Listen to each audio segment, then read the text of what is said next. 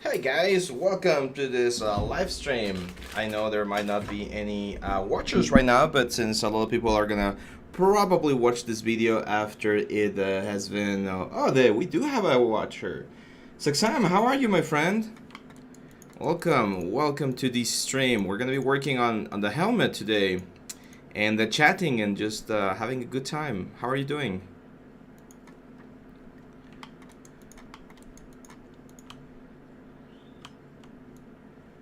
How are you guys doing? I know it's probably a little bit late over there, right? Like 8 p.m. or something?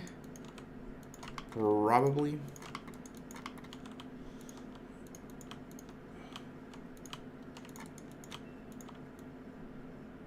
It's a little bit early for me over here.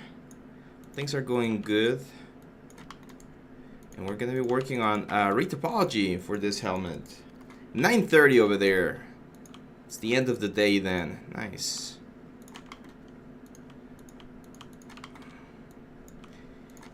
Here in Mexico, we pretty much just have one time zone.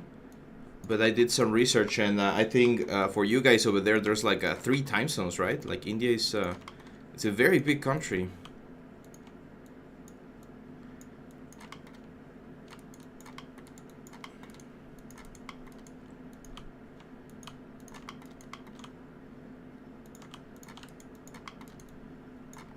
Go. Here's a quick trick. When you are in this like complicated situations, when you don't know, triangles are really good options. They don't look very pretty, but they solve the issues very nicely. Quadro, yes, this is the Quadro tool. The Quadro is a super handy tool, especially for retopology. It works in 2 ways. You need 2 things for this to work. First, you need your high poly, or whatever you think you're going to be drawing on top of. And you usually want to have this thing into live surface mode, where you won't be able to select it, but now a lot of tools are going to like work with it. And after that, you just click this tool. Well, you select a geometry, like this one right here. You click this tool, and now every single thing that we do will like interact with the Quadro tool, right? So as you can see, I can start drawing all of these polygons into my geometry, and it will automatically stick to the surface of the area or the piece. And again, this is super important for retopology, because this is the way we rebuild the whole surface for our game models. Unfortunately, retopology is one of those kind of boring processes. That's why I thought, hey, why not throw in a live stream so we can chat while we do retopology, because it takes a little bit of time. It's a little bit boring, but it's really necessary. It's a big part of the process. There are other tools out there to do the retopology as well, but I really like Quadro.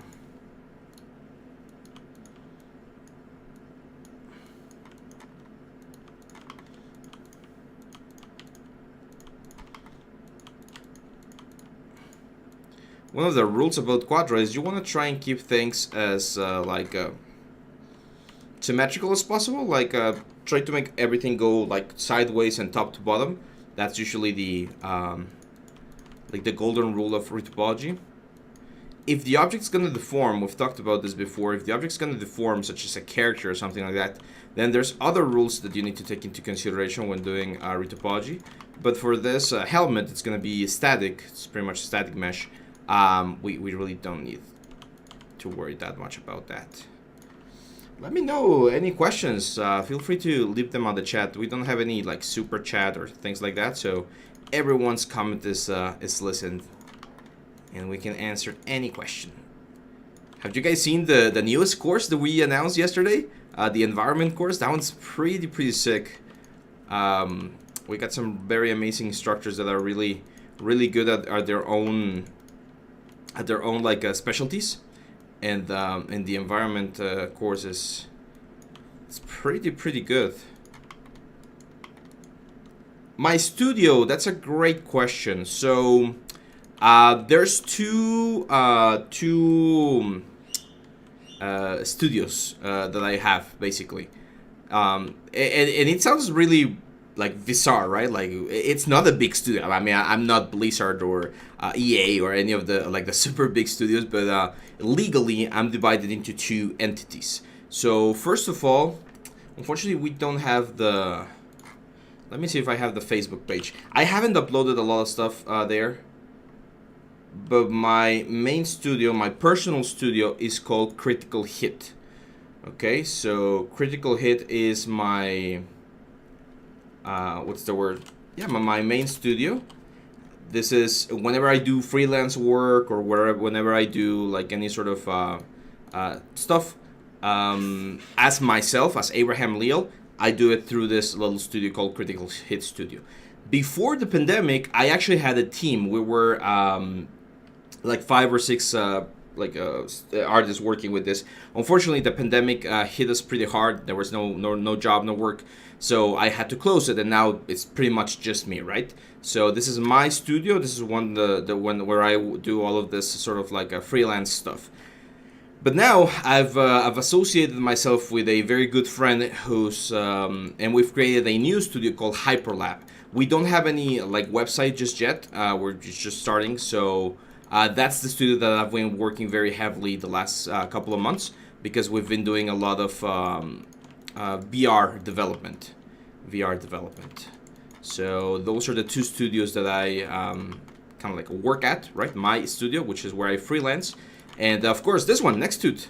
Nexttut is the other family that I belong to, where I produce all of these tutorials and guides for you.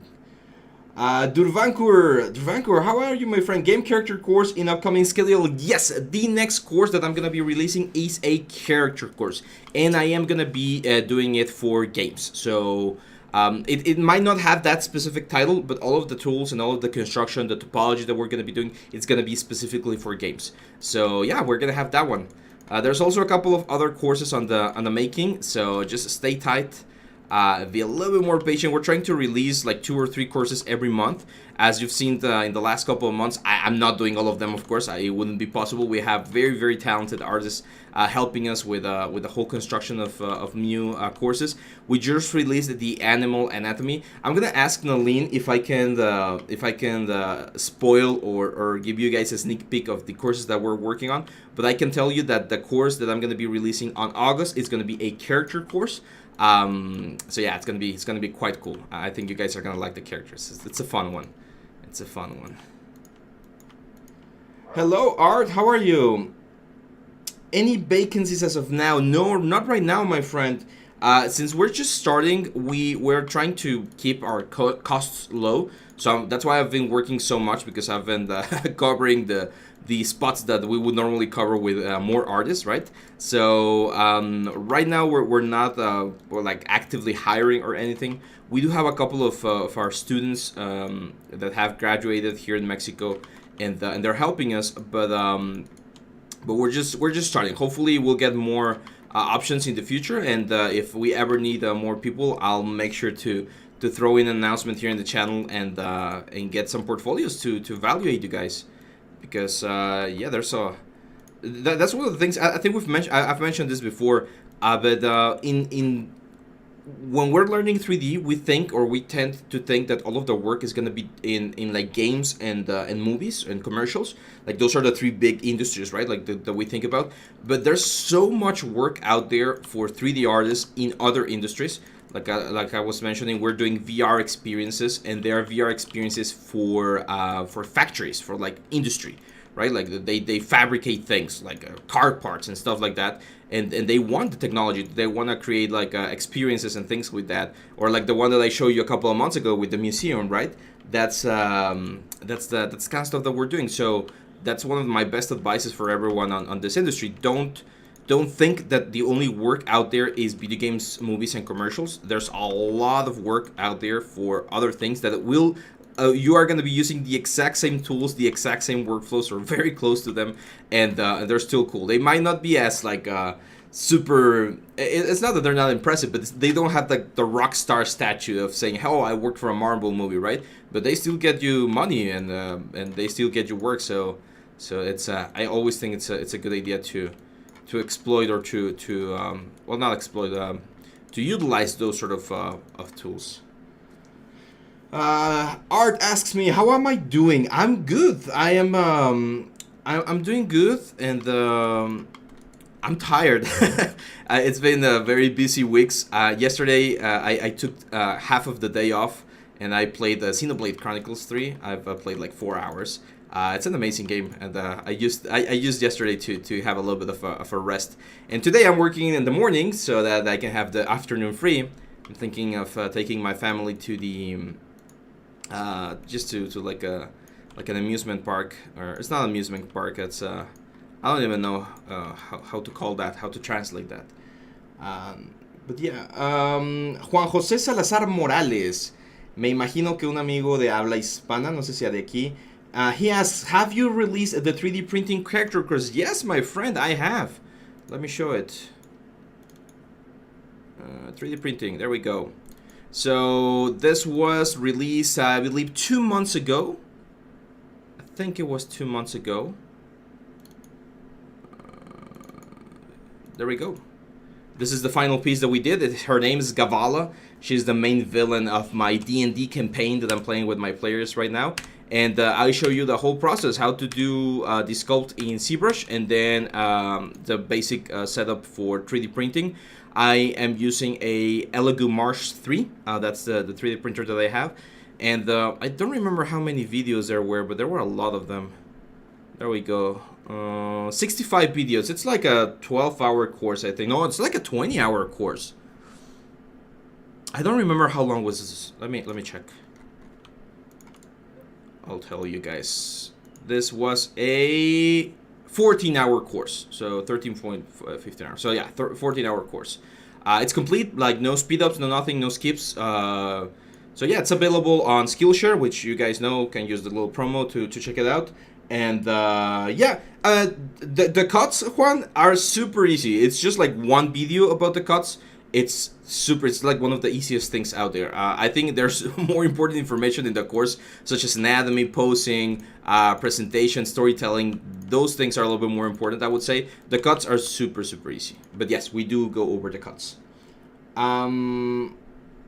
Durvankor asks about technical artists. I'm not the best person to ask about that, but I do know that one of the things that you are expected as a technical artist is to know scripting, and the Maya uses Python. I think most 3D softwares nowadays use Python, so ZBrush has Python included, Maya, 3D Studio Max. So if that's something that you want to pursue, I would definitely encourage you to learn Python. I'm not a programmer myself, so I'm not the best person to ask, but yeah, that would be my advice. No problem, Juan, no problem. Divjang says, hello, nice to see you, I'm late here. I have a question. What is the difference between normal map and world space normal map? Ooh, that's a great question. I love you guys. You guys have great questions. So the normal map describes the direction that the face is pointing at, right?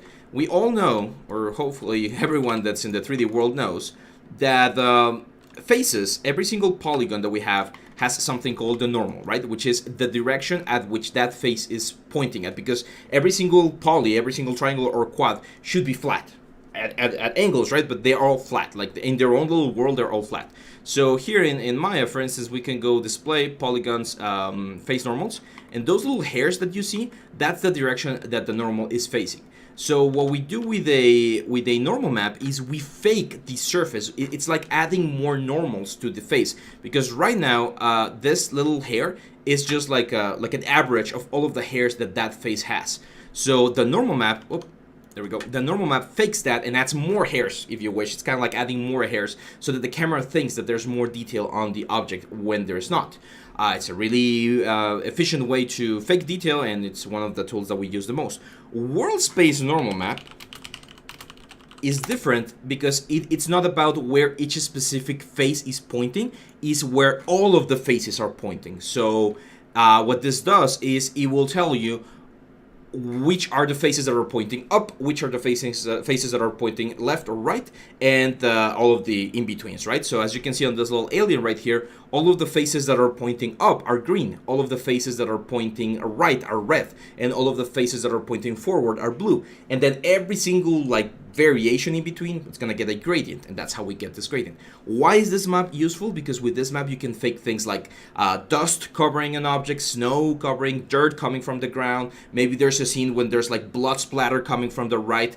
That's the kind of stuff that you're going to be using World Space Normal Map. And you get the automatic bake from Substance Painter if you're using that one. So that's pretty, yeah, those are pretty useful maps. That's the difference. Cis Gang, yeah, 3D in medicine related stuff, it's super, like, super, that's like another thing. Like, I've seen this sort of stuff. For like joints and studies even, like, yeah, that's another like big area of exploration where people can use the 3D tools that we know to create cool things for other industries. Art says he did the 3D printing course and it was amazing. Thank you. That's one of the...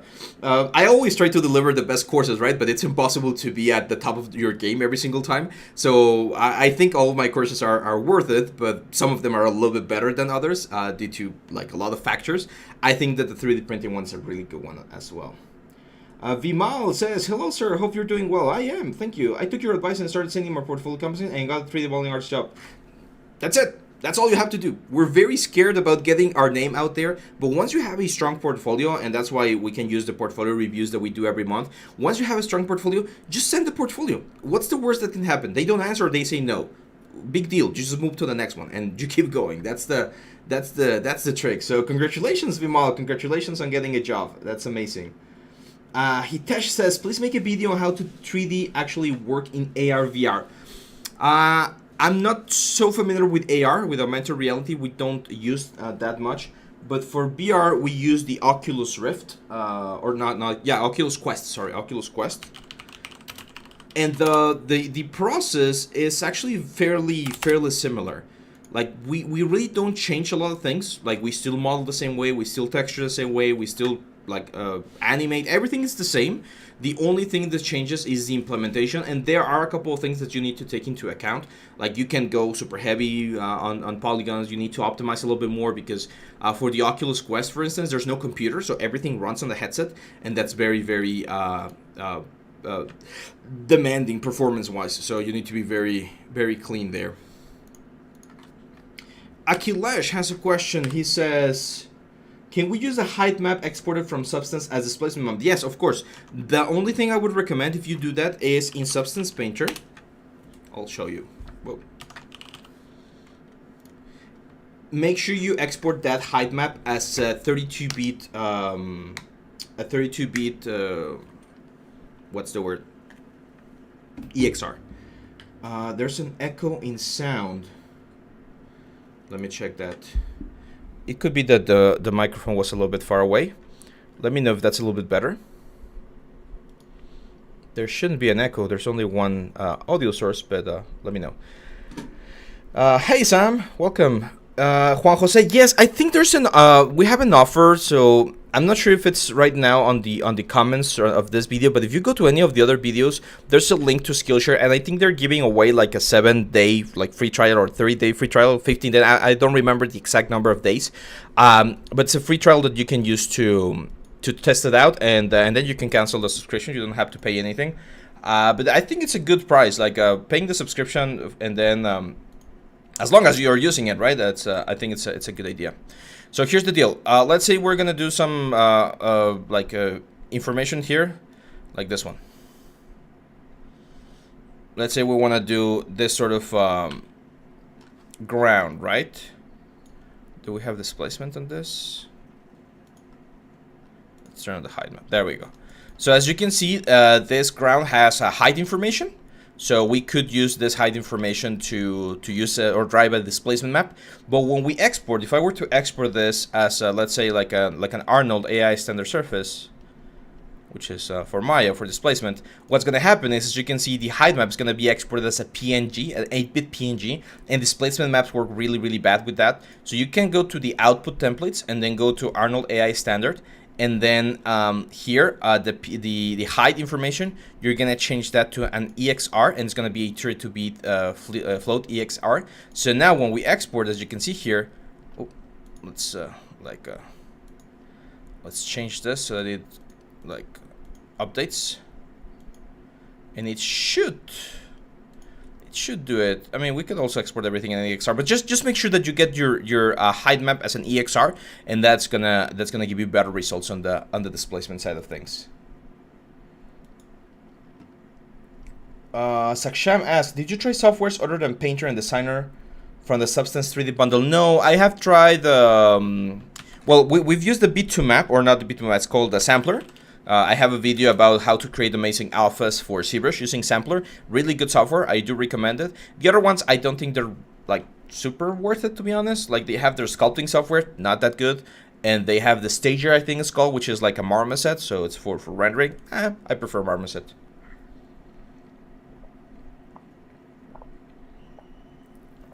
Sai Ram asks, what is a Draco compress?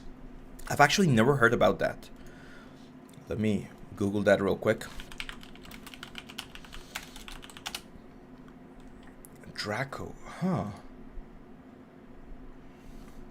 Interesting. I don't know.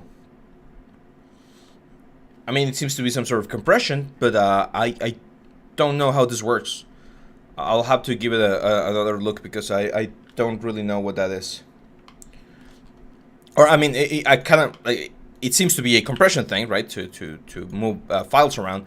What I meant is, I don't know how that could be like worked into a pipeline. So yeah, cool. Any more questions, guys? Let me know. We're having a good time right now. Meanwhile, I'll continue with the with the boring process of ray topology. Here's where, there we go. Sometimes Maya needs a very specific angle on the camera to find like the geometries. So it's just a matter of pushing them. For instance, here, as you can see, that's like a flat area. So I'll rather have like a small square right there. There we go. Or like small triangle. Even if that adds a little bit more geometry. Just because it's going to be way easier to fix it. I'm going to change my options here to extend the edge, so we can do like this extrusions. There we go. And that's pretty much another triangle. There we go. Now we can just keep going down. Cool.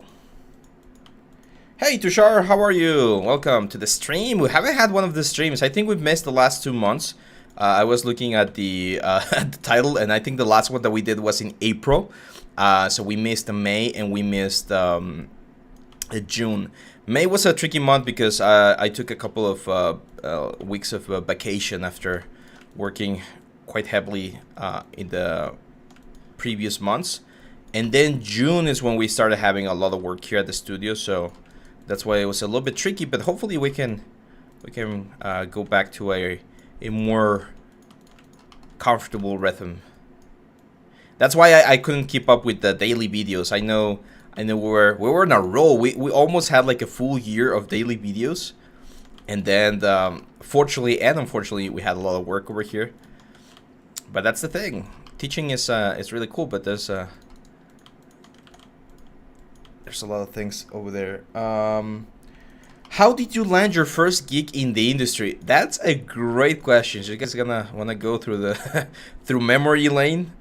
I think I actually have the models here. Let me check. So right when I was in my last semester at the university, and a friend of mine got a quick freelance gig for a teacher or like a special guest that we had in one of our classes. And I sent my portfolio to him, and he liked it, and he hired me. So it was a freelance gig back in the day. This was 2016, back in 2016. And the way this worked is they would give me like a concept piece, and I would have to do the full character. So sculpting, retopology, texturing, and then materials and everything. And they wanted to do this sort of. I'm not sure if you guys are familiar with Warhammer, the tabletop game. So there's this games called tabletop RPGs or war simulators, stuff like that. And they wanted to create a game like this, a fantasy game of like turn-based strategy, right? And yeah, I worked quite a bit with that guy. Let me see if I have. Like, I think the first one that I did was a giant. There we go. It's horrible, guys. You're gonna see us like what the hell is that? So this was this was my first like paid model, my first 3D paid model. It was a giant, super low poly, super bad. To be honest, it's a really bad model. That's why it's not in my portfolio. But this was one of the first characters that I did for them. It's supposed to be seen from like very far away. That's why we had like super low budget for the poly counts. And then I did a lot of things for that army. I especially worked on the undead army, so I did a couple of like skeletons and stuff like that. Like these were the skeleton characters that we did. Let me see if there's like a better shot. There we go. And then one of the ones that I really like was this vampire general that I did. She was supposed to be like the empress, right? So I think this one turned out quite nice, especially for the poly count. We were going for this super like intimidating goth character. So again, a lot of sculpting and then the retopology, textures, and this was like the final result for the game. And then so that was one of my first gigs. Unfortunately, that project never came to fruition. Like the game never released. There were a couple of alphas and a couple of playtests. We even went to a conference called GDC in San Diego, where we presented the game in the like developers section and stuff. It was a very fun experience. I learned a lot, but unfortunately, again, the project wasn't completed. So the game never released. It was called Realms of Conquest. That was the name of the game. So that was the first. That was my first gig, Durvankush. Aditya asks. Aditya asks. Please, can you make a course on 3D Max Basic to Advanced? Unfortunately I don't know 3D Studio Max. I know we've been getting that request several times for the last couple of months, but I don't know 3D Studio Max. So if we do a 3D Max character course, it's not going to be done by me. It's going to be someone else, another instructor, because I don't know 3D Studio Max, and it will take me quite a bit of time to learn it.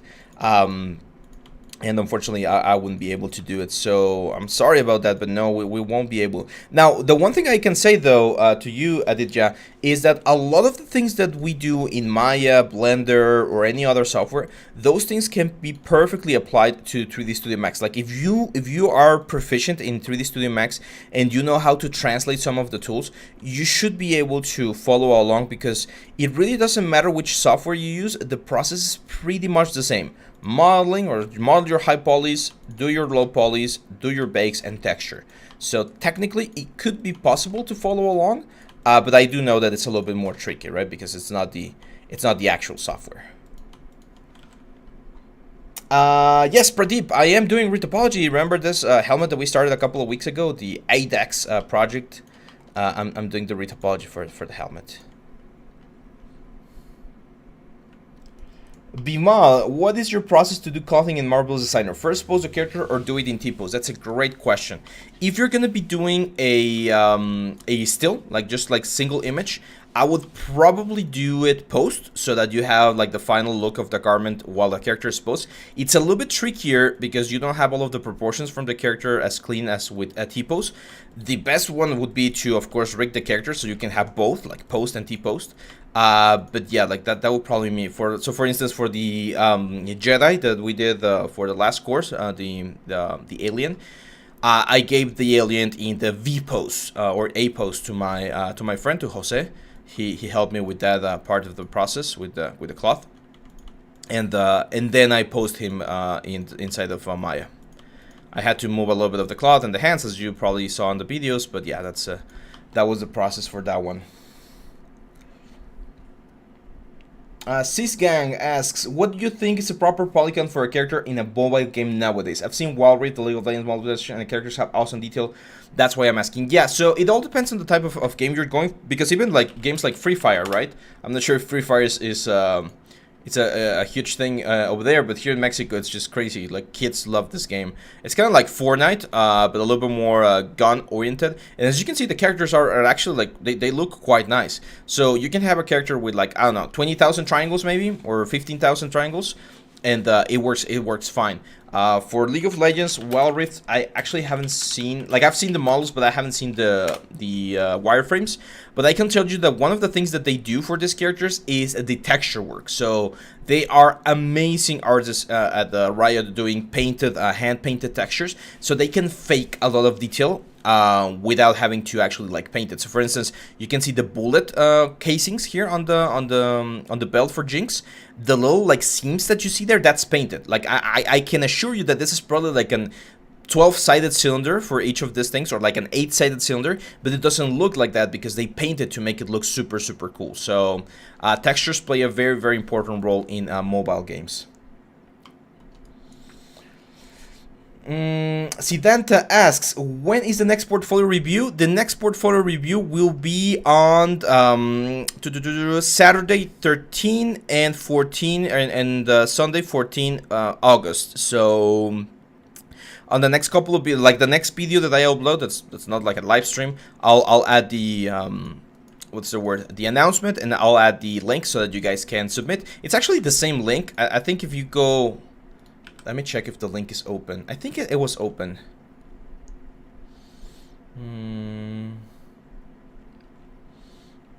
Let me check real quick. Yeah, the link is open. We actually already have some submissions. So if you guys want to submit, I can't share the link right now on the chat. It doesn't let me.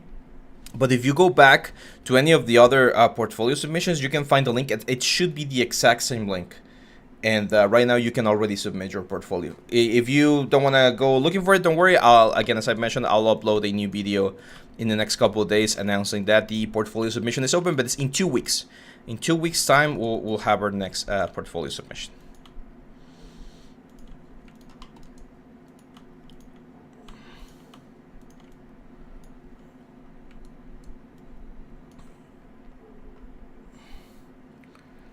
Says Sai Ram, can you make procedural cloth texture in Blender? Fabric details. You mean the material or the cloth simulation? Sai. I mean, I won't be able to do it today or right now, but we can do a video about that. But what is it that you want to learn? The texture, like how to make it look like actual like cloth with the displacement and everything, or you want to learn how to simulate cloth inside of Blender?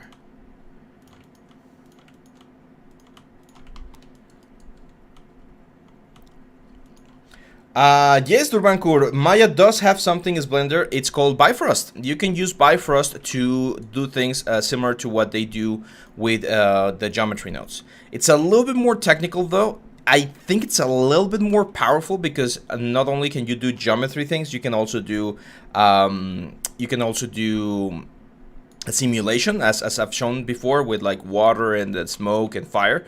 But yeah, Bifrost is their like procedurally like instance generating thing. So I've seen, let me see what we have here, like Bifrost geometry. You can instance things and create like really cool stuff, like this building right here, which is something that I know that it's one of the fancy things that the Blender geometry nodes can do. As you can see, you can also do it here with the Bifrost nodes, with the Bifrost network. So yeah, it is possible. I'm not super familiar with it, to be honest. Like, it's not one of my expertise, but I know that it can be done. Akilash says, I was playing Destiny 2 and came across a revolvable card called Thorn. Destiny 2 Thorn revolver. How would I model this? It's the question.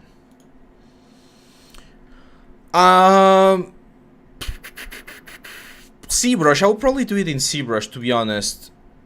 It's very organic looking, right? So like this gear thingies, that will probably be Maya. But then like the blockout here, yeah, I'll probably do like a quick blockout in ZBrush with the knife tools and just like remove and get rid of some of them.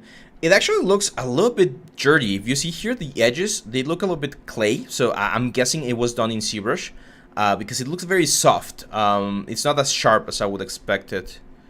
And it seems to be the official model. So I would go a little bit sharper if possible on the edges. But yeah, it's probably like one of those ZBrush hard surface models. Hey Nico, Studio Nico Media, how are you? I haven't had a breakfast, so I'm gonna be taking a bite out of my sandwich. Hope you guys can excuse that. I went to the convenience store to buy a quick sandwich.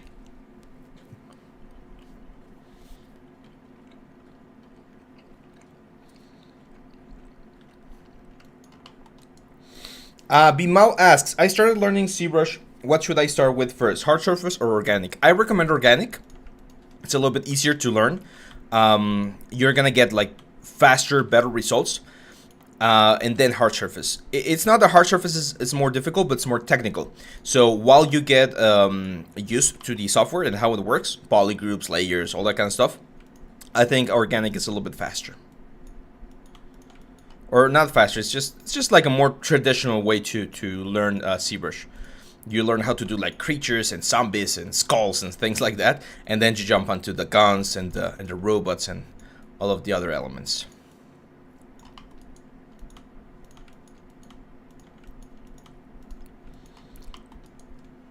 Jay Thacker says, hello sir, I have a question. I want to become a realistic game designer and I have knowledge of Maya and Max, but I have no knowledge of ZBrush, Substance, and Marmoset. How can I become a game designer? What do you mean by game design, Jay? Do you mean like you want to be the one who creates the characters? Is that what you mean? Like a character game designer or like a character artist? Because game designer usually have more to do with like programming and scripting, because they're the ones that program the mechanics of the game. So if you could clarify that, I could give you a better answer.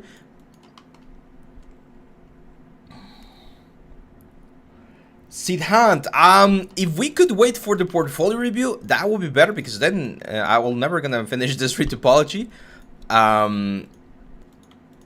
But that's fine. Let's do it. Let's do it real quick. I'm gonna look. If you don't show up here in Google, I'm gonna have to wait until the portfolio. But let's try it. ArtStation, and your name is Sidhant. Sidhant Jha. Yeah, I don't see your portfolio. Is this the one? No, that's not the one. No, just throw the link on the portfolio, my friend, on the portfolio submission, and I'll take a look at it. Okay, because we can't share links on here on the chat. Unfortunately, there's like some sort of YouTube protection thingy to avoid scams and things like that. So we're gonna have to wait until the portfolio review. Character game designer. Okay, yeah. Well, what you mean there, Jay, is character artist. Okay, I don't think I've heard the term character game designer. So you are gonna be a character artist, which means that you are gonna be designing characters as well. That would be part of your job. If you want to be a character artist, you definitely need to learn about ZBrush. You cannot be a character artist without knowing ZBrush. Everyone right now, every single character artist out there will use ZBrush to either like create the final sculpt for their character or just blocking the general things for the character, but you are gonna need ZBrush. I recently released the complete guide to ZBrush 2022. I think that was released like 3 months ago or 4 months ago. Check that one out. I think that one's really helpful for anyone wanting to start ZBrush. I have very easy exercises to follow at first, and then we jump onto more complex stuff. So yeah, you definitely need to learn ZBrush. If you ask me what the next step should be for you after learning Maya and 3D Studio Max, you need to learn ZBrush, definitely. Super, super important to know ZBrush.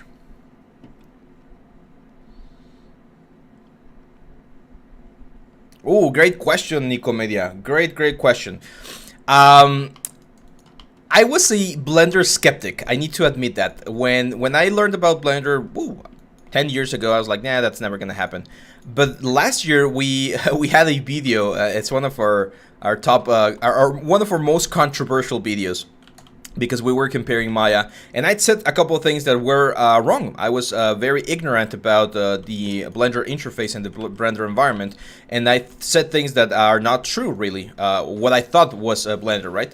So after being corrected, and after accepting that I was wrong, which is totally fine, we can all make mistakes, of course, I started learning Blender. I've been learning Blender for the past months, like ever since that video. I've been learning Blender. I'm not gonna change. It's not like I'm gonna become a Blender user now, like full Blender user. I'm still gonna be using Maya because I've been using Maya for so long. But Blender is super, super, super cool. I think after using Blender for several months now, I do think there are some very cool advantages in modeling when in Blender. Like Blender has some very, very cool things. I'm gonna show you a very quick one that I hate about Maya, and the Blender just does so much better. So one thing, it starts super fast. I love that. But Blender has this thing where if you grab a shape, let me delete a couple of faces like this one's. So if you have this shape right here and you use the modifier, there's this modifier that I love, which is the solidify modifier, which will give thickness to your object. Okay, and it gives the thickness in a super, super clean and easy way. Something that Maya struggles a lot with, especially with complex surfaces, like with the helmet, for instance. Like there were some shapes that I couldn't get to work very nicely. So yeah, I don't. I think Blender has some very strong modeling things. Have you heard about box cutter and hard drives? Yes. I don't like working a lot with add-ons, and not because I don't think that add-ons are good. I think add-ons are great, but I was always taught that you should try to work with the stock like software, because you might be in a studio where they don't want to invest on the add-ons. But I know that there's a lot of add-ons that are free. I'm not sure if those are free, but I know that there are several like modeling add-ons that are really, really, really good. I definitely need to try those ones out as well. Nikhil asks, is it good to do hard surface in ZBrush and then retopo in Maya? It's up to you. As we've said several times here in the channel, the process really doesn't matter. I mean, it does matter, of course, but most of the times the client or your art lead, the only thing he cares about is the final product. So if you find it easier to do everything in Maya, do it in Maya. If you're faster doing everything in Maya, do it in Maya. If you're faster doing the sketch in ZBrush and then retopology in Maya, well, that's what you should do. So it all depends. It all depends. I've had some projects where I do a quick, super rough sketch in ZBrush, and then I bring it into Maya, and then do everything super clean here. And I've done things like I've had projects where everything is done in ZBrush. So it all depends. But the thing that you want to ask yourself the most is which one is gonna be. It's gonna give me a better result in regards to quality, and which one's gonna be faster, because time and quality are the two main things that people look for in this industry. Like they want you to be a fast artist, and they want you to be an artist that delivers quality results, quality products. So yeah, that would be my answer.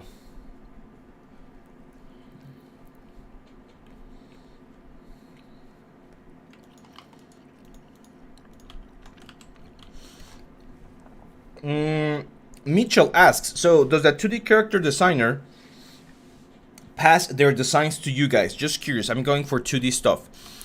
No, we actually don't have a 2D designer. So in some of the courses that I've recorded, we either sometimes I hire one friend who gives me a concept. I did that for the 3D printing one. Let me show you.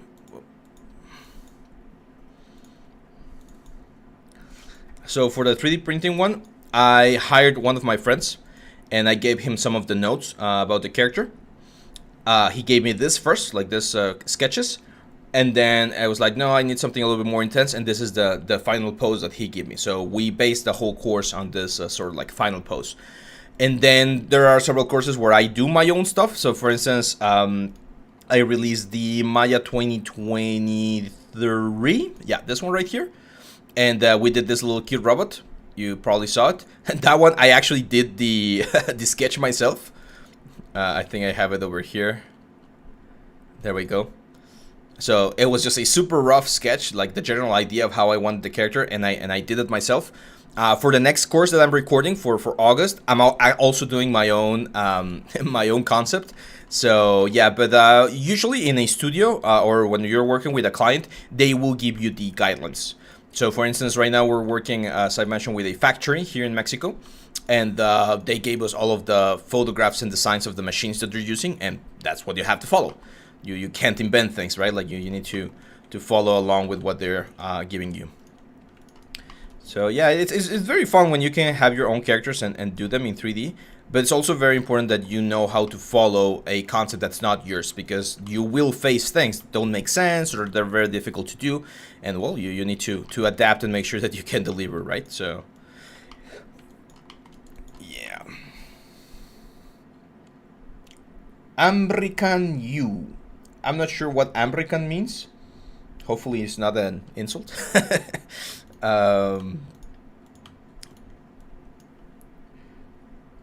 Hitesh asks, what are the other skills we need to know as 3D artists? That's a great question. When I was a student, I learned drawing. So I know a little bit about like traditional drawing. I learned painting. Both traditional and digital painting. I learned sculpture. That one I do think if you're a character artist, it is very, very like helpful to know about sculpture, because you learn a lot about forms and things that way. Photography is really good, especially if you want to go into the rendering department or you want to be doing the final shots and stuff. So learning about photography, learning about filmography, or how to do like color grading and stuff like that. That's quite important, I would say. Yeah, that's usually it. One of the things that I always tell people is try to get as much knowledge as possible from everything.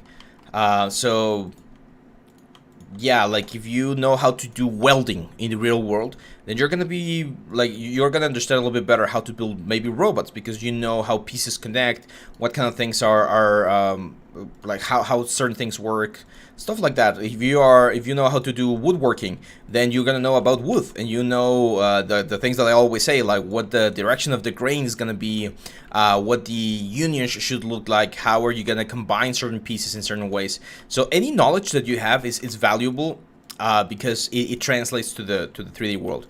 It's important to study as well, so try to study like the old movies and old like cartoons and everything, like anything that you can get your hands on. It's always super valuable, because sometimes we think we're reinventing something, like we're creating something new, and it's already been done in some way or another.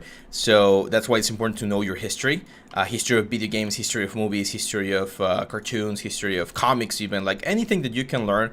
All information is valuable, I would say.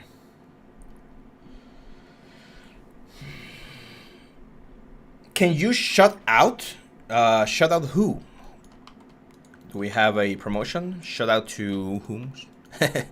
I can shut out, yes. I mean, or do you mean shut up and you're insulting me? Hopefully not. Can you shut out? Shout out. Shout out to the Mats Kaikan Harrison. Is that what you mean? I'm not a streamer, guys. I don't have my whole RGB setup or anything.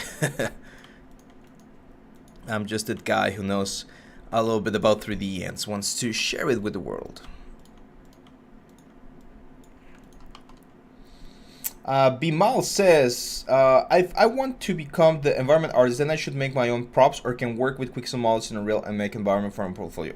Ooh, that's a really good question. So I would say there's two main things about an environment artist. An environment artist could be someone that makes a lot of props, like you do houses and like a church, or like huge buildings and stuff like that, like the course that we just released. That kind of stuff, that could be an environment artist. But an environment artist is someone that also works with like terrain. So if you're gonna do terrain and rocks and then mountains and stuff like that, I think it's fine if you use some models from Quixel. It's not the end of the world, but you do need to show that you can do your own models to a very good level of detail before you start using like free models, because then you're not really a modeler. You're just someone that has a good eye for placing things and for creating nice compositions, but that doesn't mean that you know how to create those compositions from zero, right? And a studio would probably want someone that can model and texture and do all of those things.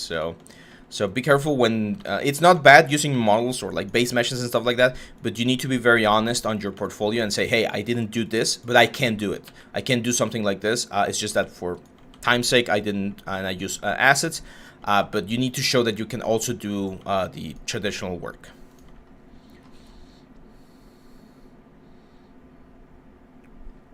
CoolTag 1971 asks, says, what is your profession? I'm a 3D producer. I like to call myself a 3D producer. I can produce 3D things.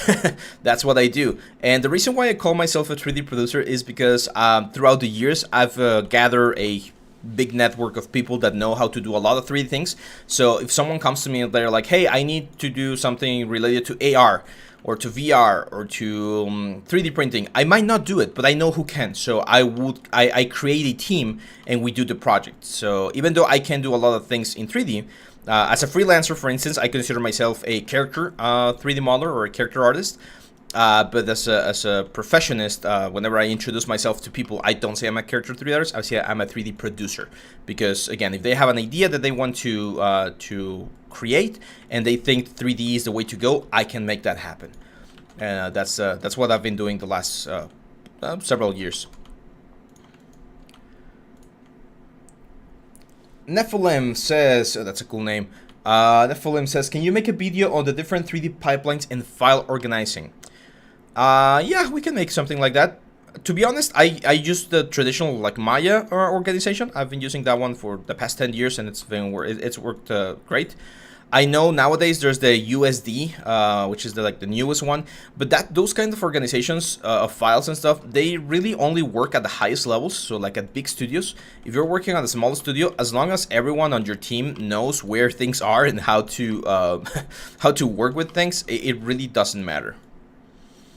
Again, the client doesn't care about your like document organization. All they care about is the render, the final render. All they care about is the final model. All they care about is the final animation.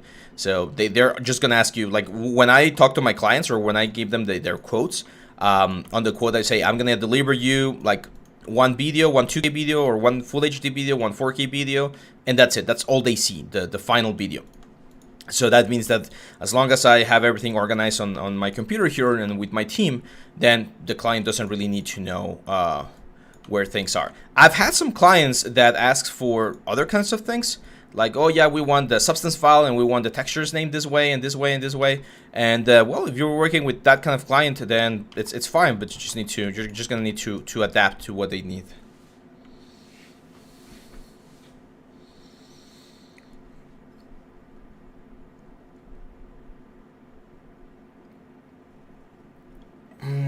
Hitesh says, sir, you're the only one on YouTube who's providing right knowledge about 3D and software. Hats off to you. Thank you. I'm not the only one, but thank you.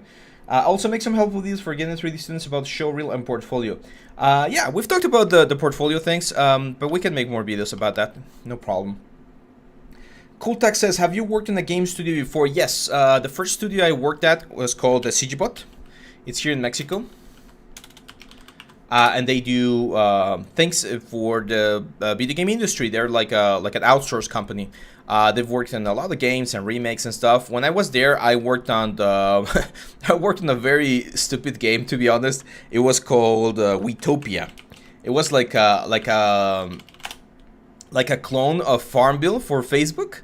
It was this game right here. Super basic. Like this was right when I was starting. I only had like 3 months of experience with 3D, and I was doing this sort of stuff. So I would like animate these little characters. We would build these things right here. Maybe I can even find one of the ones that I did. Let me see. So this thing right here, whenever you were building a building, it would be covered by this carp or tarp or something, and there was an animation where the tarp like just lifted off. That was me. I did all of the animations for those elements.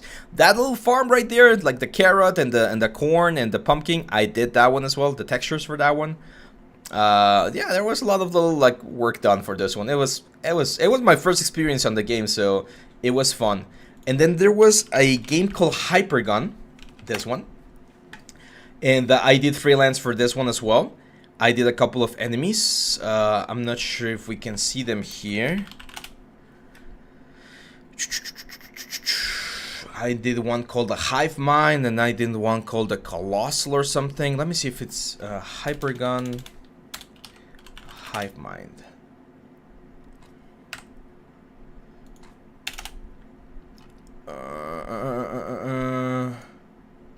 No, I don't see it. I would need to play the game, but I've heard that this wasn't a great game, to be honest. So, yeah. And then the one that I showed before, Realms of Conquest, that was another game that I worked for a long time.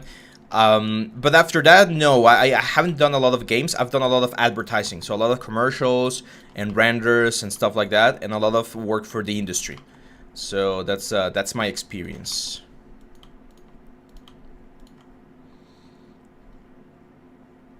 Levi says, is there any plan to make high quality characters game pipeline with Blender? Yes, we always have like a list of things that we want to do. Unfortunately, as I mentioned earlier, there's not enough time for all of the instructors to be working on a lot of things. So we need to pick our battles, right? Like select or do what the things that we think are going to be the best ones. But yes, the next course that I'm going to be releasing is going to be a character course. It is going to be for games. So the final topology that we're going to be trying to get is for like a game character. So I think you guys are going to enjoy that one. Sir, what's the best book for human body anatomy? Like in one of your courses, you said for character model we need 6 head, for godly anatomy you need 8 head. So what the best? Oh, that's a great question. There's 2 books that I really like. These are not specifically for anatomy, but they are really good to understand the human figure. The first one is Figure Drawing by, I have it right here, by Bridgman.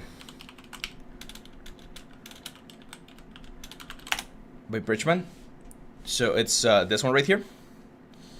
Bridgman's Complete Guide to Drawing from Life. It's a great one to understand how like the flow of the human body. I really like it, but you need to do the exercise. Like you actually need to like try and copy and draw all of the elements so that you learn. I use this one a lot for my like traditional drawing classes. This one I really like. There's another one which is called Dynamic Anatomy by Bernd Hogarth.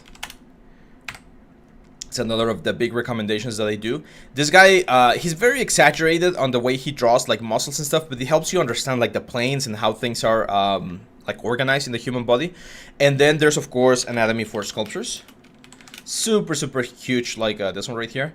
It's a super great book to have. There's a lot of very cool and important information about how the muscles move and everything. I recommend all of 3 of those. I think those are like the best books. So again, Anatomy for Sculptures, and then Dynamic Anatomy by Bernd Hogarth, and finally it's Bridgman's Complete Guide to Drawing from Life. Those 3 books are my go-to for anatomy. Manish says, first time joined, really interesting stream. Just want to ask, is it okay to have trees in retopology, and how much is it? Yeah, you can find as many as you want. Actually, when you export your model to the final software, like Unreal, everything gets triangulated anyway. So triangles are not bad. They're actually like really handy. So it really doesn't matter. Like there's no like hard limit on how many triangles you can have. Just remember that we only have triangles when we're not going to be doing subdivision workflow, because triangles don't really like, they don't work really well with the subdivision workflow. So you need to adopt a different method for those. Hi, what happened to Nalin? Nalin is the mastermind behind everything. He is the one in charge of finding new instructors. He's the one in charge of planning which is the next course that we're gonna get. So he's become of more of a what's the word, like a CEO role, if you wish. He is the CEO, so he's more in the in the business side of things. And I'm not sure if he's still. I'm pretty sure he's still doing some 3D work somewhere. But yeah, in regards to the channel, he's not uploading videos anymore because he's letting us instructors take the lead now. Oh yeah, of course. I forgot to combine this high polys. There we go. Let's combine and delete history. Since I just started, Hitesh says, since I just started my 3D course in one of the studios in my city, they are capable of teaching me all softwares and other stuff, but I also want to learn more about 3D and growth mindset. Yeah, that's great. I mean, if you're in a studio that cares about you as an artist and they're going to be teaching you more stuff, that's amazing. That's one of the best things that you can ask, because unfortunately there's a lot of studios in the world that don't care about us as artists. They just care about the money, and they would like literally work us to the ground. So if you find a studio where they actually care about you, that's amazing.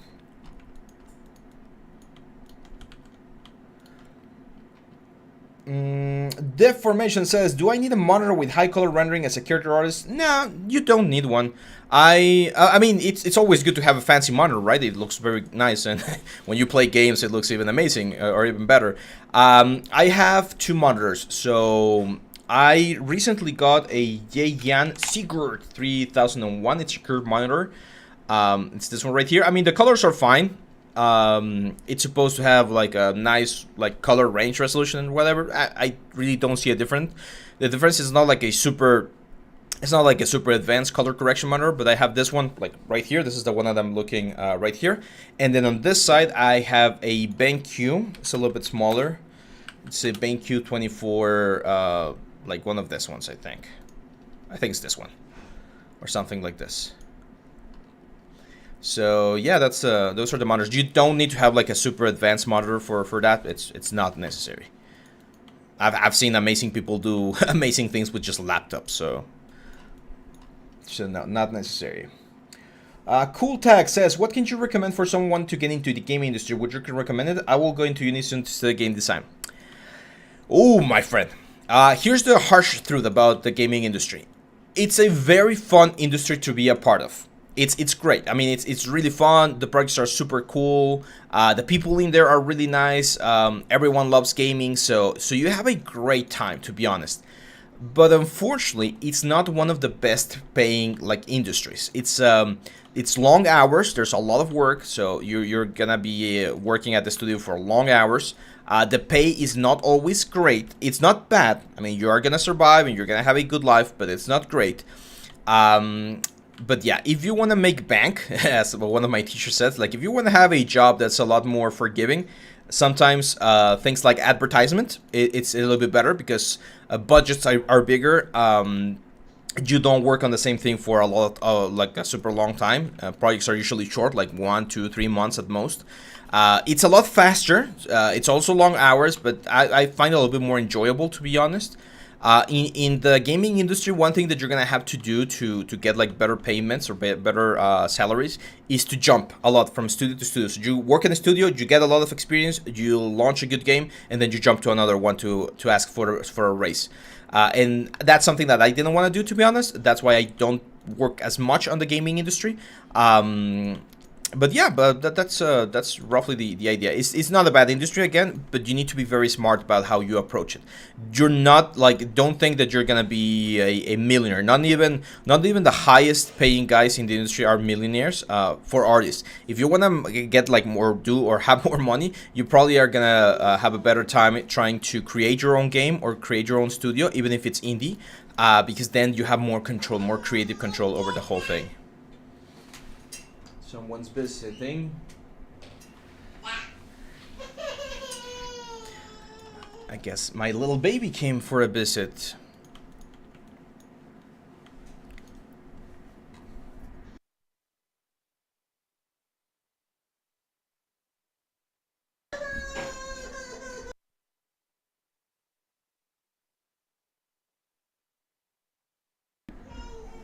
There we go.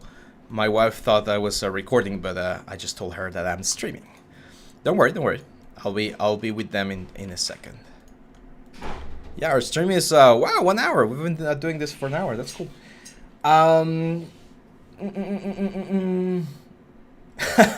Popper's Penguin asks a very interesting question. He says, "Hi, is there any advice for starting modeling something without tutorials? For me, I'm struggling with choosing sphere or smoothed cube. Usually, smoothed cube is gonna give you a better result because spheres have something really, really ugly, which is called the poles. So these things on the top, where you have a lot of triangles, those are really difficult to work with, so I usually don't do that. Now, it depends on what you're modeling. If you're doing something organic, I would definitely go for ZBrush. Just start in ZBrush. That's the the easiest way to do it, and then you retopologize, like what I'm doing right here. I know retopology is not fun. It's it takes some time and it's a little bit boring, but it's the process that we use because it's the most efficient way to create this sort of stuff. Okay, so that would be my advice. There was a question before that. Usually, what is the time frame for character development for games? Again, it depends. I've had some works where they give me like a week, like 40 hours to do a full character. And I find, depending on the complexity of the character, that seems to be like an okay time. It's not the end of the world. Like if you have 1 week to model, retopologize, and texture a character, if it's low quality or not super polished, then it's fine. For AAA games like God of War and stuff like that, I've read that, for instance, Kratos from God of War, it took about 4 to 6 months to do the full character development. And it's not just one person. For characters like those, you usually have a lot of people working on them because it's the initial sculpt, it's the hair, it's the shaders, it's the textures, and again, it's not the same person. Like in this case, Rafael Grassetti, everyone knows him. He did the model, right, the sculpt. But I'm sure he didn't do like the final hair. Maybe he didn't even do the final textures. He probably throw in some like textures there. But usually there's a lot of people that work on a single character when you're at that level. Next month, Akilish. Next month we're gonna have the game character. I'm working on that one right now.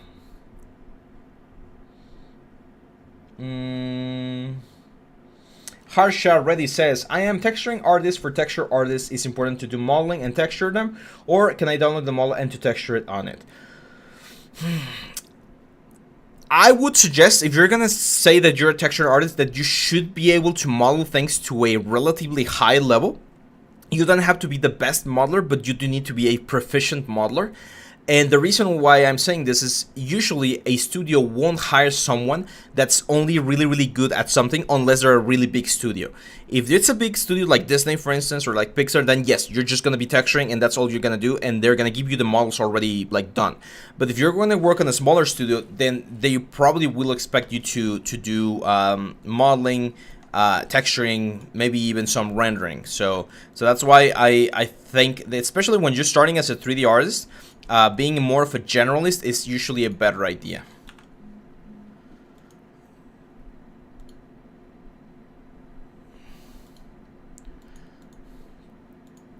Very well, guys. I'm gonna answer the last final questions, and then I have to go. But I'll be back very, very soon. We'll probably do another live stream soon. I think this time of the day was a good choice, and I might be able to do one of this next weekend or something. We'll see, depending on how how time goes. So let me check the final questions right here.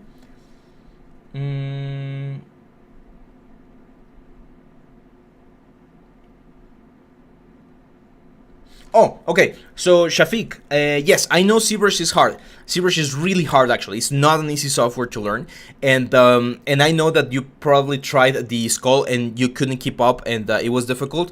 I have 10 years of experience, 11 years of experience. So I've been doing this for a long, long time. Every single day I open ZBrush and I do something. So practice. If I show you, and I can show you my first skull. Give me just 1 second to open my Facebook because I have it right there. If I show you the first skull, you're probably going to say, oh, mine actually looks like that. And that means that you are following a very similar path to what I had to go through. So, here. This was the first skull that I did back in November 2011. Okay? Horrible. It looks horrible, and it took me like 2 or 3 hours to get to this point, and it was horrible. So it's totally fine if you're struggling. It's part of the process. My best advice is don't stop. Keep going, keep practicing, and you'll get there.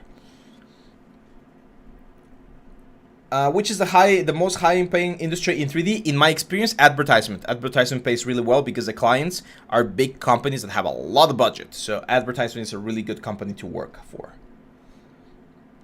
Is the role of a game designer actually valued? I feel like anyone in the team can make the game. Would I need another key skill other than making system?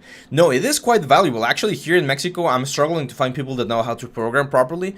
There's a lot of artists, but there's very little programmers. So I do think a game designer that knows how to create the systems is really, really important. Average salary of a junior artist, I'm not going to be able to answer that question. Here in Mexico is rather low, to be honest. In the United States, I think something like $25 an hour is like common for a junior artist. It might be similar in the European Union, but just Google it. That kind of information should be available if you Google that. I was working on the helmet. We're almost done with the retopology process for this one. Just a couple of holes missing, and then we're gonna be good to go for textures. You're welcome, guys. You're welcome for answering. Thank you for asking those questions. That way I can answer. Ricard Busquets, ¿qué piensas de los triángulos siendo retopos? Son necesarios. A menos que quieras tener una densidad súper elevada, los triángulos son necesarios. Solo hay que ser inteligente en dónde ponerlos. Yeah, advertisement, that means a studio that will do work for companies that want to advertise their products. So, I don't know, maybe, let's say, Salsa La Botanera, which is a hot sauce here in Mexico. They want to do a commercial where you have like the bottle of sauce like flipping around, that kind of stuff. They're gonna have a big budget for that commercial, and it's relatively easy because it's just a bottle of sauce, right? So it becomes easy to do that kind of job, and they have big budgets because they want to sell their product. Rather than a game where you invest a lot of money and then the game might not sell. So that's why advertisement, I think, leaves a little bit more money. And as I mentioned, there's other industries such as the manufacturing industry, medical industries. There's a lot of things that have more money than the gaming industry, and then they can afford to pay for renderers, animations, and stuff like that. It's not necessarily motion design. Yes, motion design does play a role there. Like, there's a little bit of motion design, but there's a lot of commercials. Like, if you, like, just thinking about, like, the cinematics that Blur does, this I would consider, like, advertisement. There's companies such as, like Rolex, like the clocks or the watches, the car companies, they do a lot of commercials, and it's not motion graphics, it's 3D. They do a lot of 3D work, and there's a lot of cool things. Or do you guys remember like Clash Royale? You guys know about this one? Clash Royale does a lot of commercials for the game. This is advertisement. And it's pretty much the same thing as games, because you do characters, you do environments, you do lighting, you do shaders, you do every single thing that you would normally do for a game, but instead of delivering a game, you deliver a commercial. So this is what I mean by advertisement. Hopefully I'm a little bit clearer right there. No, we don't have a Discord server. I'm afraid we still don't have that. We're thinking about the best solution because we will need moderators and stuff like that, and we don't have that kind of stuff. Can you show us a announcement that you've done? I can't, unfortunately, due to NDA. Oh no, actually I can. Well, I didn't do it all by myself, but I helped with this Diablo Immortal commercial. I think I talked about this one. There's no audio, of course, but I worked I worked with this as a freelance for another company. The company is called Impossible Objects, and I helped with the textures for some of the characters here on this cinematic. I did some modeling as well and some sculpting, but yeah, it was a 1 month job for me. Like I was only there for like a month. I think it took like 4 months for the whole commercial to be produced. And the pay was good. So yeah, it's this is the kind of stuff that I say. It's pretty much the same workflow. It's all of the same tips, tricks, and techniques that we've been talking about, or that we teach. It's just a different kind of like industry, right? So that's why I mentioned it's a really good place to do it.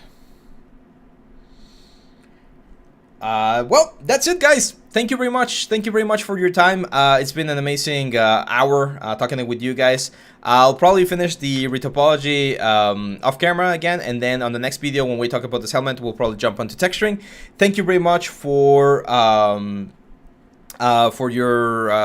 for your questions, for being part of this stream, and yeah, I'll see you back.